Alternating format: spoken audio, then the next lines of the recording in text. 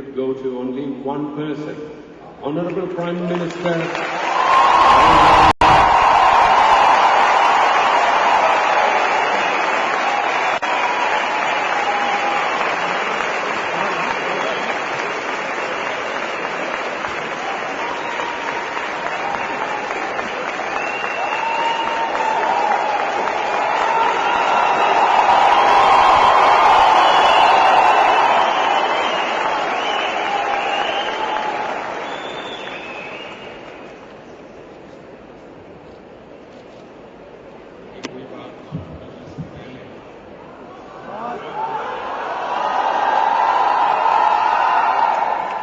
सबसे पहले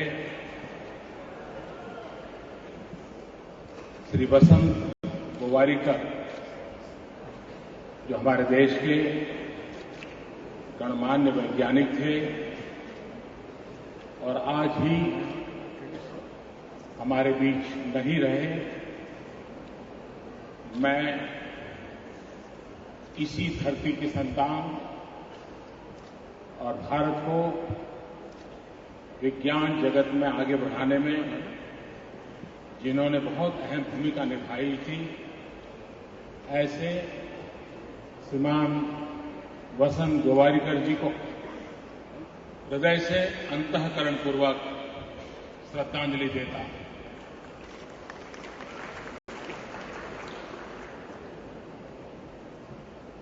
महाराष्ट्र के गवर्नर श्रीमान Vidyasagar Rao, chief minister Devendra Fadnavis, my colleague, Cabinet Minister, Dr. Harshvardhan, Shri Y.S. Chaudhary, Minister of State for Science and Technology,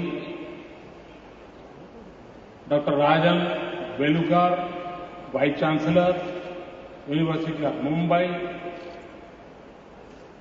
Dr. Nimse,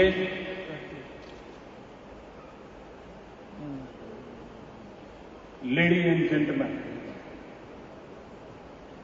it is a great honor to participate in the Indian Science Congress. I thank University of Mumbai for hosting this Congress.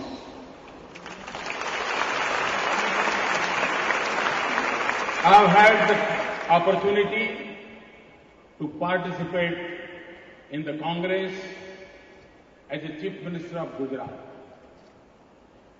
I am delighted to return here after 10 years. I greatly admire the rich history of this 100-year-old institution. I feel humbled by the work that scientists do, and I find science and technology an invaluable ally in governance and development. Human civilization has advanced because of the basic human spirit of inquiry and quest for understanding our universe and world. It is a search driven by the belief in what our Vedas describe as Satya Sarvam Pratisthanam. Everything is established in truth.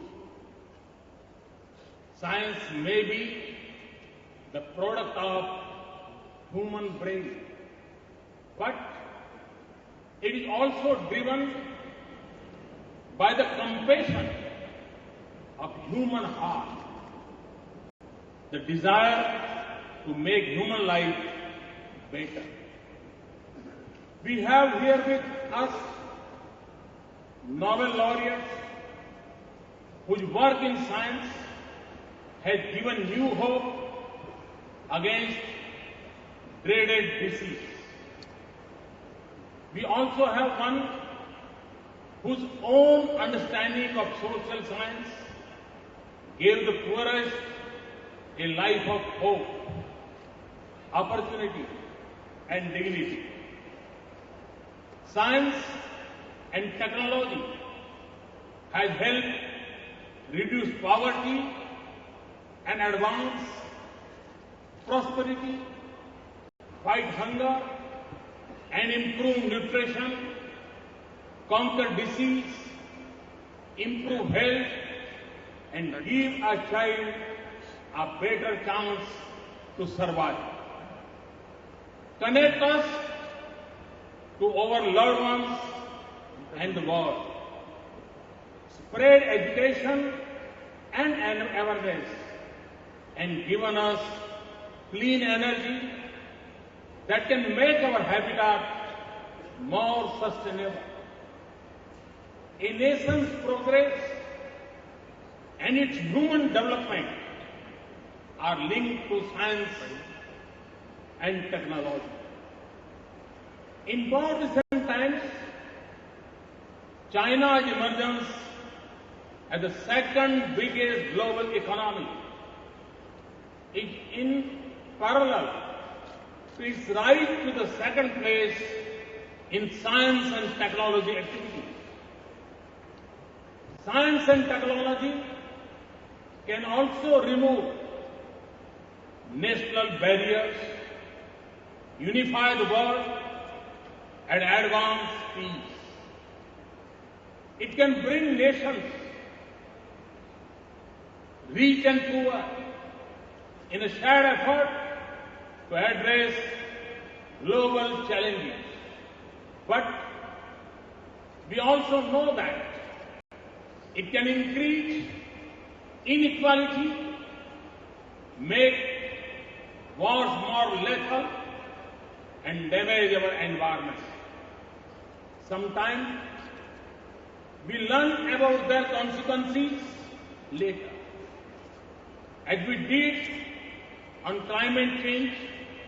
Sometimes these are the result of our own choices.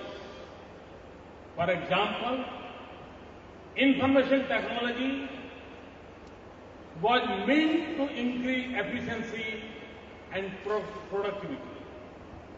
Sometimes, however, its various distractions can easily overpower us. How often do we sit in meetings and cannot resist the temptation to catch up on our messages? So when we speak of science and human development, we cannot divorce it from the questions of political decisions, social choices, and of equity, ethics, and access. Human development has been the larger purpose and the driving force of Indian scientific pursuits, and science has helped shape modern India. At the dawn of freedom, Prime Minister Jawaharlal Nehru placed science and technology at the heart of national development. Our students, our scientists launched pioneering research and built outstanding institutions with modest resources that continue to serve us well. Since then, our scientists have placed us at the forefront of the world in many areas. Whenever the world shut its door on us, our scientists responded with the zeal of national mission. When the world sought our collaboration, they reached out with openness that is inherent in our society. They have elevated some of our most acute and pressing challenges of human development. They help us overcome dependence on others for such basic needs as food.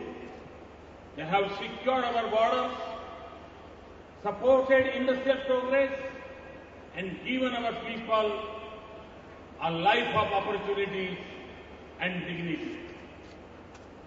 Our scientists put Mangalyaan in the Mars orbit in the first attempt. And I must congratulate Radhakrishnan team. And their accurate prediction of cyclone Hudhud saved thousands of lives. Our nuclear scientists work for our energy security, and they have also placed India at the Asian forefront in cancer research and treatment. Our achievements give us pride, but they do not blind us to the enormous challenges that we face in India. We are at another moment of expectation and excitement as we were at the birth of independent India. There is a mood of optimism for change in the country, the energy to pursue it, and confidence to achieve it. But the dreams we all share for India will depend as much on science and technology as it will on policy and resources. To make our agriculture more resilient and yield more, to develop appropriate and affordable technologies for rural areas, to do more from our drop of water and explore the potential of marine resources, to preserve our biodiversity and keep our environment clean, to improve healthcare and develop medicines and medical devices that is within the reach of the poorest, to make clean energy affordable and its use more efficient, to use technology to realize our dream of housing and sustain sanitation for all, to find our own solutions, to make our cities cleaner and more habitable, to turn waste into wealth and resources for sustainable infrastructure of the future, to use internet to improve human development, to make India a leading manufacturing nation and a hub for knowledge and technology intensive industries. To me, the arms of science and technology and innovation must reach the poorest, the remotest and the most vulnerable person. This is an enterprise of national importance in which each of us, government, industry, national laboratories, universities and research institutions have to work together. Too often, a discussion on science and technology is reduced to a question of budget. It is important, and I'm confident that it will continue to grow. But our own achievements have shown that very often a need and vision and a passion are more important than resource for success. And it is how you use resources that will determine how effective we are in making science and technology work for us. Our development challenges will naturally shape our strategic priorities in science and technology. Even as we focus on some key areas, we should not confine research and development to a few predetermined paths. And it is as important to focus on basic research as on research and development and innovation. We should also recognize that science is universal, but technology can be local. If we incorporate traditional and local knowledge, systems and technologies, we may develop more appropriate, effective, affordable, and sustainable solutions that contribute immensely to human development and progress. As the major source of science and technology efforts in this country, government must do its part. When I speak of ease of doing business in India, I also want to pay equal attention to the ease of doing research and development in India. Funding the proposal must not take too long to clear. Meeting application requirements should not become more complex than research. Approval process should not become a deterrent for international conferences. And our scientific department must have a flexibility of funding decisions based on the uncertainties inherent in research activities. We want our scientists and researchers to explore the mysteries of science, not of government procedures. We want them to consider publications, not government approvals, to be the epitome of their success. We must also have a clear regulatory policy for research and development in areas like biotechnology, nanoscience, agriculture, and clinical research. We should ensure that our strong intellectual property regime continues to work effectively and provides the right balance between private incentives and social good. Further, not just scientific departments, but every other department in the government should see how to apply science and technology and promote research to improve their work. Each should have an officer focusing on science and technology relating to its area of work and allocate a percentage of its budget for such activities. We have begun this experience with space technology. Investment in science and technology activities should also become part of the expenditure on corporate social responsibility, to be funded directly or through an autonomous fund.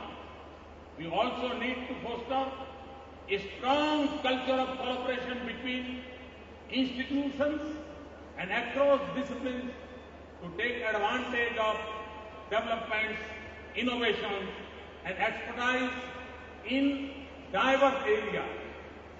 My impression is that this is far from the ideal in India. I will ask our ministries to make collaborations a critical requirement for their institution and for supporting funding requests for research. We have to place the university system at the cutting edge of the research and development activities in the country. Our investments in science and technology are far too concentrated in the agencies of the central government and must become more broad-based. Our universities must be freed from the curses of excessive regulations and cumbersome procedures. They must have a higher degree of academic freedom and autonomy, and there should be as much emphasis on research as on teaching. In turn, the university must also subscribe to highest academic and research standards and accountability. This includes to peer review. We have to rapidly expand our higher education sector, yet our existing institutions face shortage of faculty.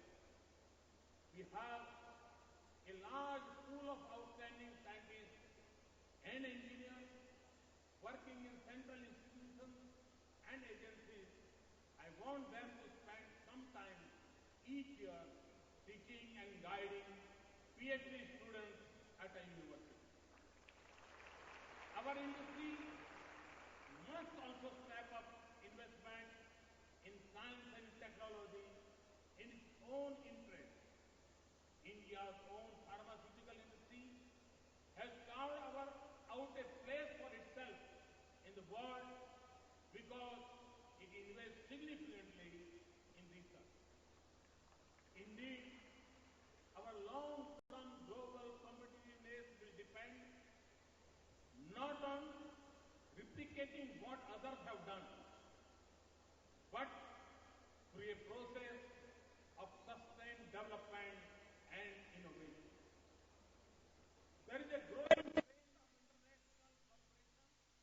in research and development, not just among business enterprises, but equally among researchers and scholars at universities and laboratories.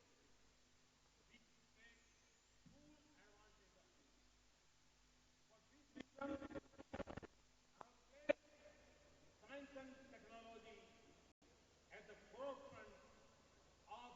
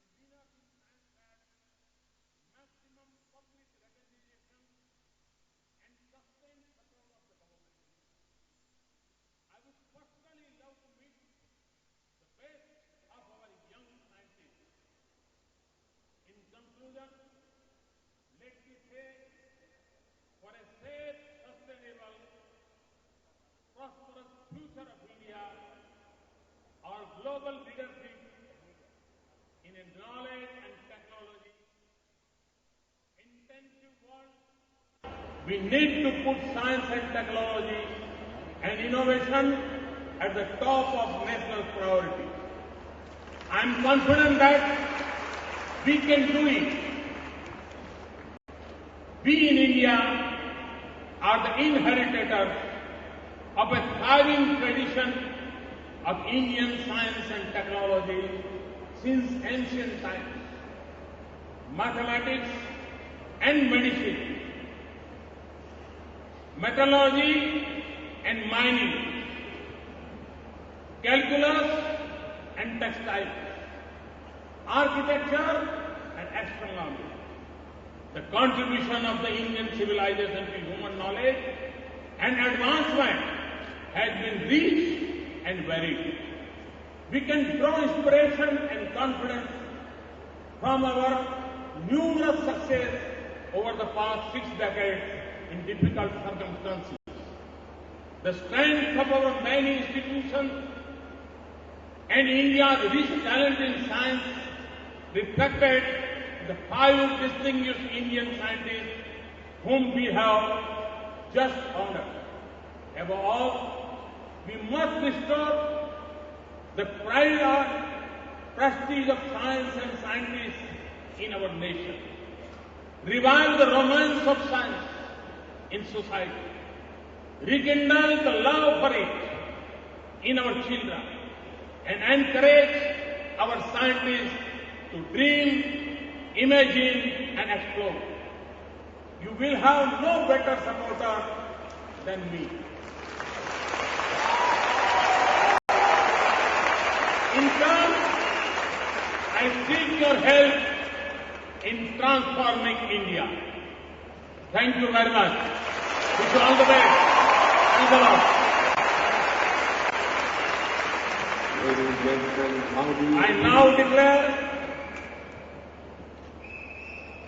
102nd session of Indian Science Congress 2015 open. Thank you. Ladies and gentlemen, how do you briefly define our present Prime Minister, that visionary